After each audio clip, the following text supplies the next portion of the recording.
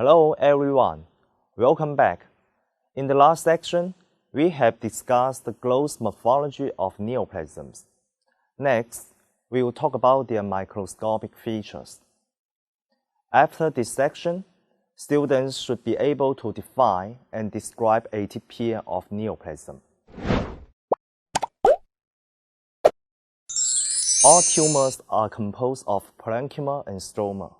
Tumor parenchyma is composed of proliferating neoplastic cells, and its supporting stroma comprises fibrous connective tissue, blood vessels, and immune cells. Parenchymal cells are usually, but not always, the major component of the tumor mass. In most tumors, the neoplastic cells are derived from a single transformed cell by repeated mitotic division of daughter cells. Thus, they are cells of one type, closely related to each other. This cell population determines the nature and character of the tumor, its growth pattern, shape, structure, and nomenclature. A feature of normal tissue growth is the maturation of constituent cells into a form adaptive to a specific function. Such adaptation may involve the acquisition of specialized structures such as mucin vacuoles, neurosecretory granules, microvilli, or cilia. This process of structural and functional maturation is called differentiation. The term differentiation used in describing tumor tissue is defined as the extent of morphologic and functional resemblance of tumor cells to the corresponding normal cells. In any given tissue, the normal cells have a characteristic state of differentiation. In contrast, neoplastic cells show variable states and often fail to achieve a highly differentiated state. There is a broad correlation between tumor differentiation and its biologic behavior, allowing prediction of the likely prognosis. In general, benign neoplasms are composed of well-differentiated cells which closely resemble their normal counterparts. Malignant tumors are characterized by a variable degree of differentiation, from well-differentiated to undifferentiated. Between the two extremes, lie tumors loosely referred to as moderately differentiated. At one end of the spectrum, the constituent parenchymal cells may closely resemble the tissue of origin, in which case the neoplasm is described as being a well-differentiated malignancy. In other cases, the constituent parenchymal cells may bear little resemblance to the tissue of origin. Hence, the tumor is described as being poorly differentiated. At the extreme end of the spectrum, tumor cells without evidence of differentiation are termed anaplastic or undifferentiated. And in many cases, it may not be possible to identify the cell of origin on morphological grounds alone.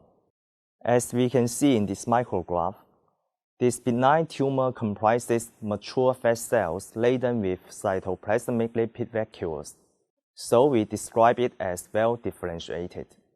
This is an example of well-differentiated malignant tumor with irregular islands of neoplastic cells. As shown in this picture, the tumor cells are similar to normal squamous epithelial cells. Layers of cells tend to keratinize and show central keratinization. Please pay attention to the morphologic feature of keratin pus, a diagnostic marker for tumors derived from squamous epithelial cells. Poorly differentiated squamous cell carcinoma consisted of streaks of cells joined by intercellular bridges showing much less maturation, often without keratin production. If necessary, some immunohistochemical markers can help to confirm the tissue origin. Different tumors have their own specific parenchyma, but the stroma is mostly the same. The stromal cells offer the neoplastic cells nutritional and structural support, just like the connective tissue in a normal organ. The amount of stromal connective tissue does determine the consistency of a neoplasm. The collagenous tissue in the stroma may be scanty or excessive. For the former, the tumor is soft, while in the latter case, the tumor is hard and gritty. The term atypia refers to the extent to which neoplastic cells vary in structure and function from their corresponding normal cells. In clinical practice, a number of terms are used to describe atypia seen in tumor biopsies.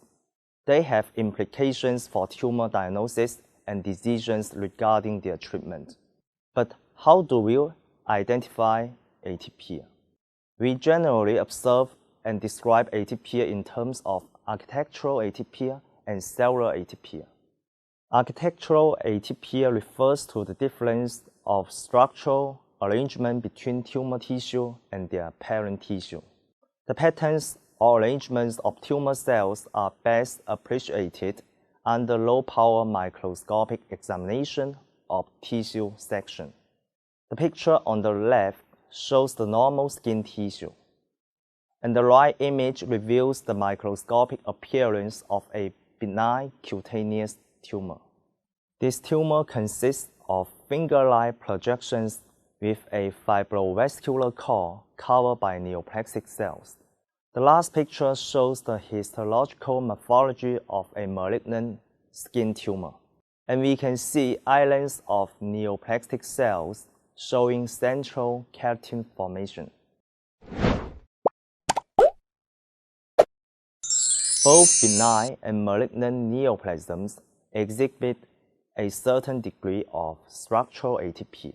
Benign tumors usually differ only slightly from normal tissues in their structure, while malignant tumors often have a highly disordered architecture in terms of cell arrangement, cell layers, and the relationships of parenchyma to stroma. Most malignant tumors have noticeable cellular atypia. We usually study their cellular pleomorphism and nuclear alteration under higher microscopic magnification. Cellular pleomorphism is a term used to describe the extent of variation in cell size and shape with a tumor cell population. Tumor cells are often bigger. Some neoplastic cells may be many times larger than their neighbors, even forming tumor giant cells. But in some tumors, they can be of normal size or even appear extremely small and primitive. Just like cellular pleomorphism, the nuclei also show variation in size and shape in malignant tumor cells. Generally, the nuclei of malignant tumor cells are often larger than normal and show more conspicuous changes. Their nuclei enlarge disproportionately to the cell size so that the nuclear cytoplasmic ratio increased from the conventional 1:5 to 1:1. Characteristically, the nuclear chromatin of malignant cells is increased and coarsely clumped. This is due to increased amount of nuclear protein resulting in darkly staining nuclei, referred to as hyperchromatism. Sometimes, tumor cells may have multiple nuclei, forming multinucleated tumor giant cells. Malignant cells often have a prominent nucleolus, or nuclei reflecting increased nuclear protein synthesis. The parenchymal cells of poorly differentiated tumors generally display large number of mitoses as compared with benign tumors and well-differentiated malignant tumors. These mitoses appear as either normal or abnormal mitotic figures. Normal mitotic activities may be seen in some non-neoplastic proliferating cells, in certain benign tumors, and some low-grade malignant tumors.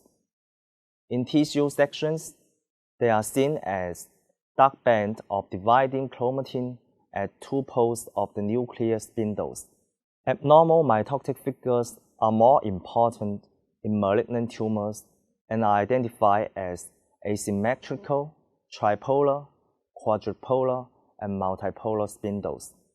Some mitotic figures are so abnormal in shape that they are termed abortive mitosis. Now, I would like to give a brief summary for this section.